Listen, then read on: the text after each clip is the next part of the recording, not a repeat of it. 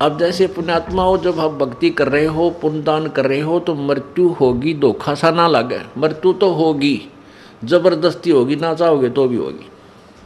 लेकिन उस समय ये बात याद आ जाएगी कि खाली ना चले, कुछ तो बना भगवान। जैसे बच्चा विद्यार्थी सारा वर्ष पढ़ता है, तैयारी करता है, एग्जाम आ जाते हैं तो घना ना डरता हो। और जिसने किताब बैठा गया ना, देखी मस्ती मारता इंडिया, वो तो कांपण लग जाए, कुछ ना लिखा हुआ याद होगा वो भी भूल जाता है। तो ऐसे हम अब भक्ति आप जी कर रहे हो, ये व्यर्थ नहीं जाएगी, नहीं तो फिर भगवान के सारे शास्त्र फेल हो जाएंगे। लेकिन यदि आप मर्यादा में रहते हुए सद्भक्ति करते रहोगे तो ये पर फल आपको मिलेगा जो परमात्मा ने बता रखा है, इसको कोई टाल नहीं सकता। इस तरह अपने दृढ़ विश्वास करके इस मार्ग पर लगना है। संसार कुछ भी कहे, वो तो जनता बोली, उसको पता नहीं, ज्ञान नहीं, वो तो आपके विषय में कुछ भी बोल सकते हैं। ना उनका दुख माने और ना उनका कहने तक अपने मार्ग से विचलित हो। इतनी बात याद अवश्य रखें और कोशिश हो कि उनको भी इस मार्ग पर लाने की चेष्टा करो। वो भी आप ही के भाई बहन, सतलोक से आए हुए एक ही पिता की संतान है। हमारा कोई शत्रु नहीं है, कोई भी शत्रु नहीं है। और कोई भी आपके साथ कोई 19-21 कर रहा है तो वो काल करवा रहा है आपको अशांत करने के लिए। तो ठीक है, अपना बचाव अवश्य करे, किसी तरीके से हो अपना बचाव करे और भक्ति करता रहे। उसको शत्रु वाले दृष्टिकोण से ना देख करके एक पागल कुत्ता समझ ले। अगर पागल कुत्ते से कैसे बचा जाता है वो सारे तरीके अपनाए रखे, बस इतनी सी बात। अब क्या बताते हैं, ऊंचा दिसे धौलरा ये मांडी चीती पोले, एक हरि के नाम बिना यो जम मारेगा रोल। यो काल रोल मार रहा तुम्हारी, तुमने बहका रहा है, मूर्ख बना रहा है, तुम्हारे साथ धोखा कर रहा है। ये बढ़िया बढ़िया कोठी तेरी, ये बेटी तेरी, या कार तेरी, नहीं, तेरा तो अपना शरीर भी नहीं है। हाँ ठीक है, जिन बच्चों का आपके साथ संयोग है, इनको एक धनी के बच्चे जानकर, एक मालिक के बच्चे जानकर इनकी परवरिश कर, इनकी सेवा कर, जो तेरे योग्य है, जो तुझे सौंपी गई है। वो किस दृष्टिकोण से करे बच्चे अपने बच्चों का पालन? जैसे एक नौकरानी, इस दास ने देखा जब ये नाम उपदेश मिला, ये ज्ञान प्रभु का मिला, उसके बाद आंखें चार हो जाती हैं इंसान के।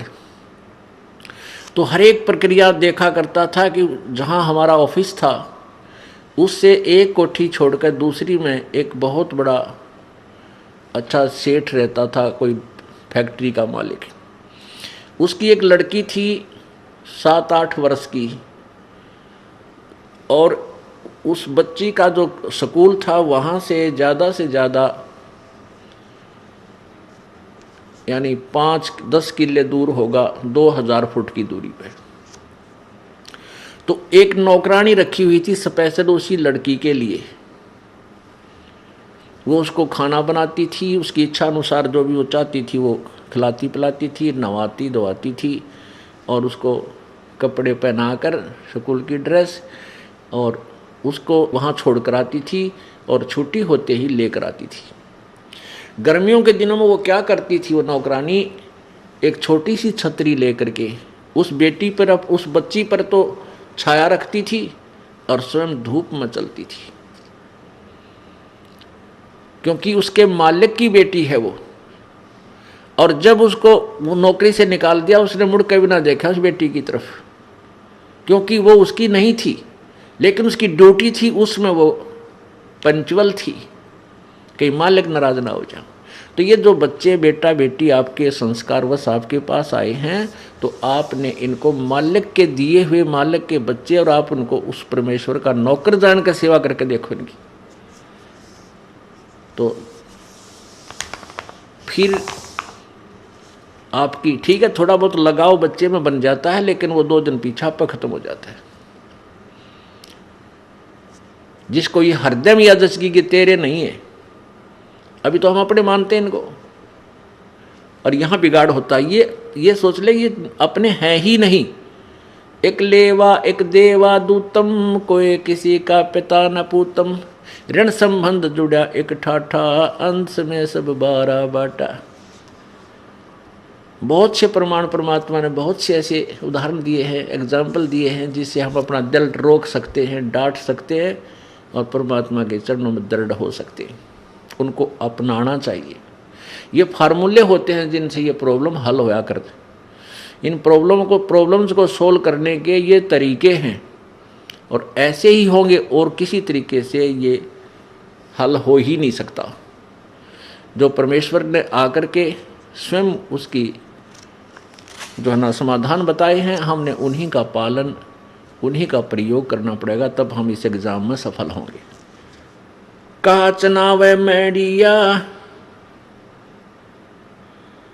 चूना माटी लाए, और मी चुनेगी पापनी दौड़ के लेगी आए। क्या बताते हैं परमात्मा कि कहा चुनाव है मैडियाँ, मैडी बड़ी बड़ी कोठियाँ, और कहते हैं चूना माटी लाए। पहले चूने को, आजकल तो सीमेंटेड बहुत अच्छी मानी जाती है, उसमें चूना, जो चूना प्रयोग करता था वो बहुत बड़ा सेठ होता था, नहीं तो मिट्टी की चढ़ाई करते थे, मिट्टी कच्ची ईंटों से अपने मकान बनाया करते थे गांव वाले।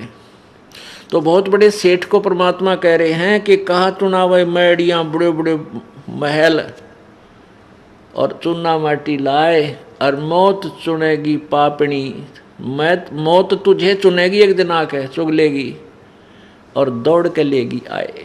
ये मैडी तेरी बढ़ती बढ़ती रह जाएंगी। रोहतक के अंदर एक बहुत बड़ा सेठ था, उसने एक मार्केट बनानी चाहिए।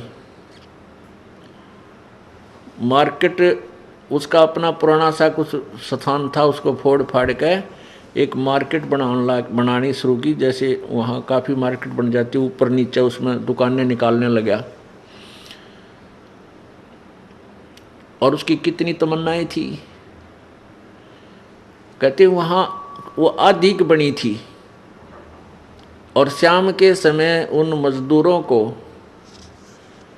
उनकी मजदूरी का हिसाब करके, और स्वयं वह टूटी चल रही थी, गर्मियाँ के दिन थे, उसके नीचे बैठ कर नहाने लग गया। अब स्नान करते करते हार्ट अटैक हो गया और वहीं पर नहीं हो गया। तो परमात्मा कहते हैं अरे तेरा गजब हुई। ठीक है, वो तो दिन आना था, पर जो कुछ और भी करने के लिए संदेश दिया मालिक ने 100 बार, वो क्यों नहीं किया? अब वो ना वह कोई वो कोई और प्रयोग करेगा, उसका तो काम नहीं आई। ठीक है, भक्ति भी करता रहता और वो जो भी काम था उसको भी साथ लगा रहता, दोनों काम करता। वो कब करता? जो पूर्ण संत की, देखो अधूरे संत, नकली संतों से भी लाभ नहीं होता, और गलत साधना से भी जीव सफल नहीं हो सकता, जीवन सफल नहीं हो सकता, ना भक्ति सफल हो सकती। तो पुण्यात्माओं, भक्ति मार्ग के अंदर वर्तमान में पूरा विश्व बिल्कुल बालक जैसा है, चाहे वो संत कलाम हैं, चाहे मैं ऋषि की पदवी पा रहे हैं बोली आत्माओं में, और चाहे वो मंडलेश्वर कहलाते हैं, जगत गुरु की पदवी आप पर लिखवा रहे हैं। किसी को भी ABC कह भी नहीं पता भक्ति मार्ग का। इस बात को सुनकर प्रत्येक आदमी जो प्रथम बार सुनता है इस दास के इन वचनों को, वो मन में बहुत से दोष पैदा कर लेता है। वो सोचता है कि ये अपने आप को पता नहीं क्या समझता है, बड़ा अभिमानी है, अपने आप को रामपाल पता नहीं क्या बनाए बैठा है। नहीं, इस दास का ना तो यो कोई खानदानी प्रोफेशन था, अग भाई हमारे दादे परदादे इसे काम पर लग रहे थे। नहीं, एक किसान परिवार में जन्म था इस दास का, और 2 रोटी परमात्मा ने बढ़िया दे रखी थी, जूनियर इंजीनियर की नौकरी थी। परमात्मा ने ना जाने किस प्रकार अनहोनी की है, या इस दास को वो खजाना दे दिया जिसकी पूरे विश्व को आवश्यकता है, और इसके अतिरिक्त कोई अल्टरनेट नहीं, जीव सुखी हो जाए या वो कोई धनवान हो सके, कोई तरीका नहीं। हाँ, बेईमाना, चोरी, ठगी, ये तरीके समाज ने अपना लिए हैं धनी होने के, लेकिन इनसे कभी धनी नहीं हो सकता, ना शांति हो सकती। तो उस शांति को प्राप्त करने के लिए, जैसा कि प्रसंग चल रहा था कि न तो गीता ज्ञानदाता स्थायी है, न उसकी जीवन मृत्यु समाप्त हुई है, और ना ब्रह्मा विष्णु महेश और अन्य देवता, क्योंकि ये उसी के अंतर्गत हैं, उनको भी नहीं ज्ञान है यथार्थ भक्ति मार्ग का, इसलिए वो भी शाश्वत स्थान को प्राप्त नहीं कर सकते। और इस दास को ज्ञान हुआ उस परम अक्षर ब्रह्म का, पूर्ण परमात्मा की भक्ति का, इस दास के बताए हुए मार्ग से वो परमात्मा प्राप्ति हो सकती है, और कोई तरीका नहीं इस विश्व में नहीं है। इसको चाहे अभिमान सोच लो या कति यथार्थ और सच्चाई मान लेना। हाँ, ये कुछ दिन के बाद आप फिर बाद में पश्चाताप किया करोगे कि सचमुच वो सत्य कहा करते थे। अब एक थोड़ी सी झलक आपको दिखाएंगे कि ब्रह्मा विष्णु महेश और देवताओं को कितना ज्ञान था, ऋषि और महर्षि को कितना ज्ञान था, और उनको उनका ज्ञान ऐसा है तो उनको समाधान, वो शाश्वत स्थान उनको मिला कैसे होगा, नहीं मिला होगा, इसलिए वो काल के जाल में रहे हैं और हैं। उसके लिए आपको एक छोटा सा प्रमाण देते हैं, श्री देवी भागवत महापुराण क्लियर कर देगी। पुण्यात्माओं, प्रत्येक बार प्रत्येक सत्संग में 10, 20, 50, 100 भक्त ऐसे होते हैं जो प्रथम या दूसरी या तीसरी या चौथी बार आए हैं, और उनको ये प्रकरण रह कर सुना जाना अति आवश्यक है कि ताकि उनको ये कंसेप्ट क्लियर हो जा कि वे ब्रह्मा विष्णु महेश को ज्ञान नहीं था। हाँ, बिल्कुल नहीं था। भक्ति मार्ग का उनको कोई ज्ञान नहीं है, था कि है भी नहीं अभी तक। अब उन ब्रह्मा विष्णु महेश जी की हमने कहाँ से महिमाएं सुनी? पुराणों से, और उन्हीं पुराणों से ही किसी ने हमें सुना के मैं पुराणों से बता रहा हूँ। अजरो अमर हैं, सर्वेश्वर हैं, महेश्वर हैं, मृत्युंजय हैं, कोई माता पिता नहीं ब्रह्मा विष्णु महेश जी की। और आज उन्हीं पुराणों में हम आंखों पढ़ रहे हैं, उनमें लिखा है कि ये तो नासवान हैं, इनके माता पिता हैं, इनकी जन्म मृत्यु होती है, और इनको भक्ति मार्ग का कोई ज्ञान नहीं था। ऋषि में ऋषियों और इन जगत गुरुओं को कहाँ से होगा? जो उन्हीं की पूजा कर रहे हैं। ये अंडरस्टूड है, अपने आप समझा जा सकता है। उसके लिए देखिएगा श्रीमद् देवी भागवत। पहले तो ये देखिए कि ब्रह्मा विष्णु महेश अजर अमर हैं या नासवान हैं, ये दिखाते हैं श्रीमद् देवी भागवत। ये देखिएगा श्रीमद् देवी भागवत,